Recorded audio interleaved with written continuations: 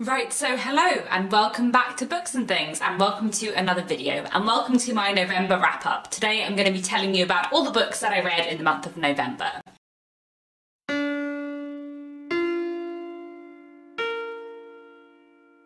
So November was a really good reading month for me, and I have 15 books to tell you about today.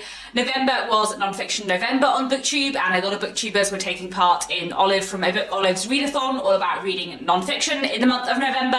And in fact, 7 of the things I read this month were nonfiction books, which is a lot of nonfiction for me, and I really enjoyed a lot of the nonfiction I read actually. So I have many books to tell you about today, and I'll start off with the fiction and I'll move into the nonfiction in the latter half of the video. So to start off, as always, with the classics, this month I reread The Woodlanders by Thomas Hardy, which is a Victorian novel that I really love. This is like maybe my third favourite Thomas Hardy after Jude the Obscure and Far from the Madding Crowd, but I've only read it once, so I wanted to reread it. I've been meaning to reread it for ages, and I listened to this on audiobook and I really loved it. I think The Woodlanders is such a wonderful, atmospheric, fantastic book with like amazing characters and such like interesting psychological studies. And even though the ending sort of frustrates me, I also think it's like really interesting and complex, and there's so many like wonderful, powerful moments in it. So The Woodlanders is a novel that is all set like around woodland, and specifically is following a family called the Melburys who live in the hamlet of Little Hintock within the forest, and everyone in this neighbourhood kind of makes their money off things to do with trees, whether that's like cider or timber or anything like that. And we're following a woman called Grace Melbury who is from this place, but she has been kind of sent away to be educated and to go to school, and she has sort of been educated above her class in life, and that kind of affects her relationship with the people around her when she goes back to the place that she is from. And everything kind of goes on from there, and there is, because it's Hardy, a bit of a love triangle slash love square, and it is fantastic, and I just, yeah, I love it a lot. It was really wonderful to reread it, and I still think it is fantastic. There are so many amazing characters in here. Marty South, Giles Winterbourne. I kind of hate Fitz Pierce, but I also think he's really interesting, and it's just, yeah, it's just fantastic. Another classic I read this month was this. This is A Good Man is Hard to Find by Flannery O'Connor, which is a short story.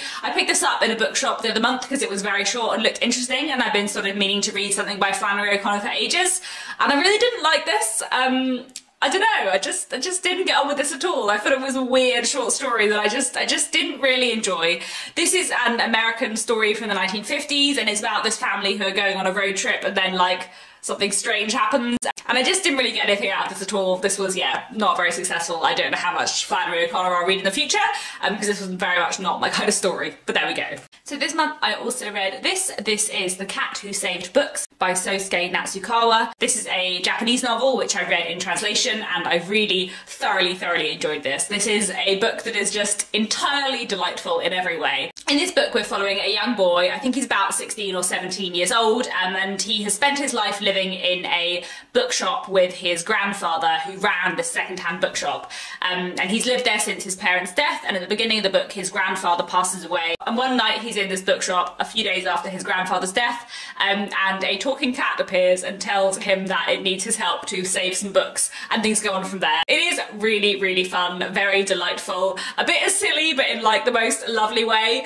and it is of course all about like the love of books and the love of reading, but also it is a book about grief, and it does look quite powerfully at this boy's grief for his grandfather, and also for like what his grandfather stood for in terms of like books and his relationship to books. And yeah, it's just really delightful. I thoroughly enjoyed it, and yeah, would highly recommend this one. It was great fun. I also read a thriller this month. I read Stranded by Sarah Goodwin, which I listened to on audiobook, and this book tells the story of a woman who, after the death of her parents, is kind of keen to escape her life, and she signs up to a reality TV show where her and a group of other people will be put down on a abandoned island off the Scottish coast for a year in order to like live off their own resources, pretending that it's the end of the world. And it's about what happens when her and these other people end up on this island, and of course things soon start to go terribly wrong. This was a really great read. It was very fun, very suspenseful, really gripping and really entertaining. I also really enjoyed like all the survivalist details of it, and I thought the way like the tension ramps up throughout was really good. I also really enjoyed that it was quite a different kind of thriller from the thrillers that I have read before. I feel like often when I read thrillers I read much more like domestic ones, and this was quite different, so I really enjoyed that too, and yeah, I definitely one I would recommend. I also read one middle grade book this month. I read Montmorency by Eleanor Updale, which was a reread for me. I had read this before a few years ago, but I listened to this on audiobook. And Montmorency is a story set in the Victorian period. Montmorency tells the story of a man who, on his release from prison, decides that he wants to change his life and that he is bored of living in the kind of underclass of society and he wants to be wealthy. So he begins to live this like double life where he kind of makes himself into two different people in a very like Jekyll and Hyde way, where one of his kind of facets, he is a thief and he uses the sewers of London to like travel around London, steal things and then escape without trace. And then in his other like guise, he is a gentleman living off the profits from his thefts and keeping his true identity secret and kind of entering upper class society. It's really good fun, it's a really interesting concept and I think it's done quite well. So yeah, it's been quite a few years since I read this last, so that was a great fun one to reread this month as well. And this month I also read two short story collections. One of them was The Haunting Season. This is an anthology of short stories published this year by a range of different writers, most of them historical fiction writers.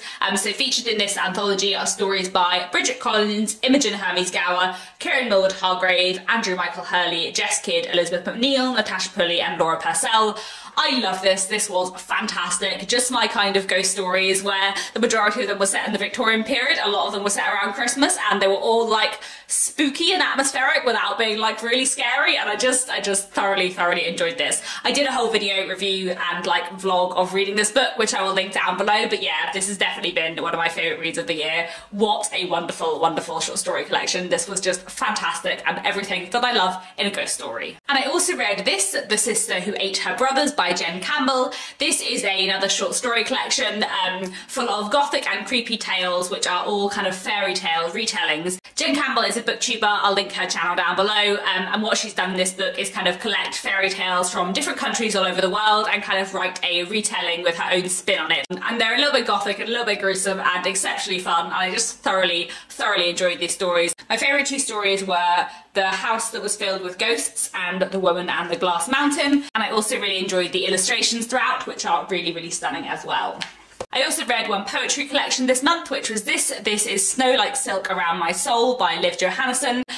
Liv is a poet who I know, and I really enjoyed reading her collection. One of the things I really loved about this poetry collection is that it's all poems kind of written throughout Liv's life, and they're like in chronological order. So you get to see her work like develop and change and grow as the collection of poetry goes on, which I really enjoyed. And there were some real gems in here, some poems that I really enjoyed. I don't read poetry that often, but I always really enjoy it when I do, so yeah, I should definitely try and read some more poetry next year. And now onto the non-fiction that I read in November.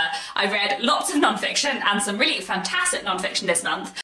So first I will start off with this. This is Black Writers in Britain 1760 to 1890, an anthology edited by Paul Edwards and David Daberdeen. This was a really interesting anthology, which was a selection of primary sources written by black writers in the 18th and 19th century, talking about slavery and what it was like to live in Britain as a black person at this time. It's just a really interesting source book with some really fascinating entries in here, and I also think like the notes around them are really good. One thing I will say is that the title is obviously 1760 to 1890, and it is more 18th century than 19th century, I would say. Like, I feel like there aren't very many sources in here from the Victorian period at all, and I kind of would have liked a bit more Victorian stuff in here because that's my sort of personal period of interest more, but I still thought this was a really interesting read and definitely one that I would recommend. Then I also read Parallel Lives by Phyllis Rose, which I loved. This is a fantastic history book, just my kind of history book, where it looks at Victorian marriage kind of as an institution through the examples of 5 different marriages.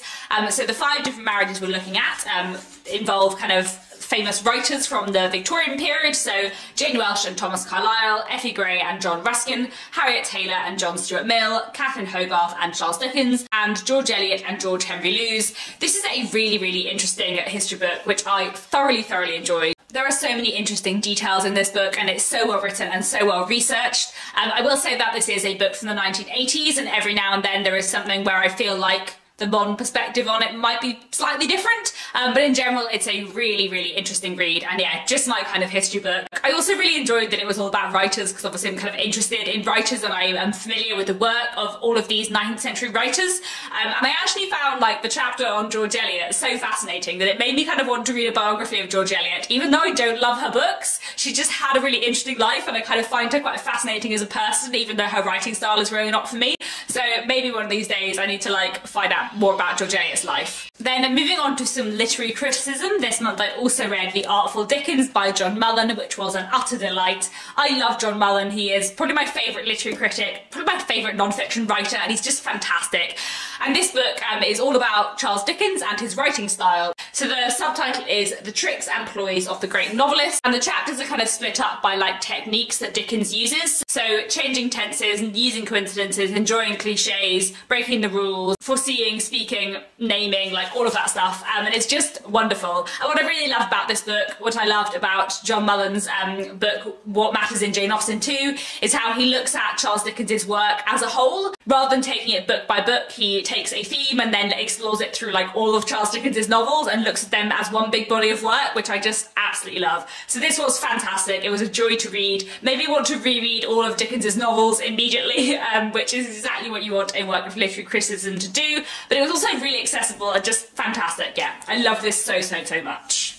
Then I also read the majority of Plotting Disability in the 19th Century novel by Claire Walker Gore. This was a fantastic work of literary criticism, which was just amazing. This was much more academic than John Mullen's book, but actually I haven't read that much academic literary criticism since university, and this book reminded me of why I love it, because it's just fantastic and so in-depth and so detailed and so like intricate and thought-provoking and just, yeah, fantastic. And also it's about a topic which I'm really interested in 19th century literature, and what Claire Walker Gore does in this book is look at various writers and how they use disability and characters with disability within their books, what agency those characters are given and not given, their depiction, and also what role they play in the plot, and it was just a fantastic read. When I say I read the majority of this book, I had read the majority of books that were being discussed in this work, but there were a few sub-chapters which were about books that I haven't yet read, so I have left them for now and I want to come back to them once I have read those books.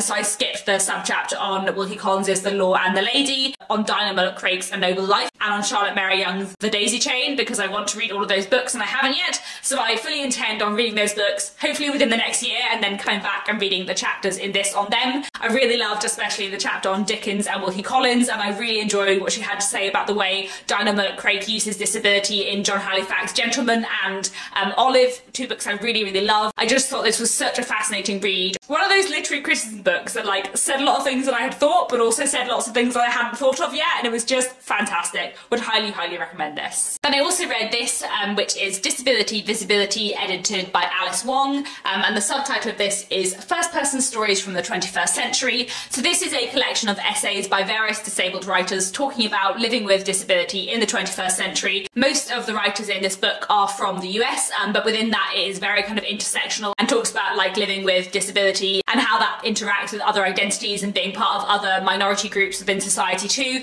This is a fantastic, really eye-opening read. It was such a thought-provoking and interesting read, and definitely one I would recommend. And finally, I also listened to two non-fiction books on audiobook this month. One of them was Bad Feminist by Roxane Gay, which I really enjoyed. This was a fantastic, really interesting collection of essays and kind of writing about feminism and race, about popular culture, and so many other things. It wasn't necessarily the book I was expecting, in that I feel like a lot of the essays are less about feminism than I thought they might be.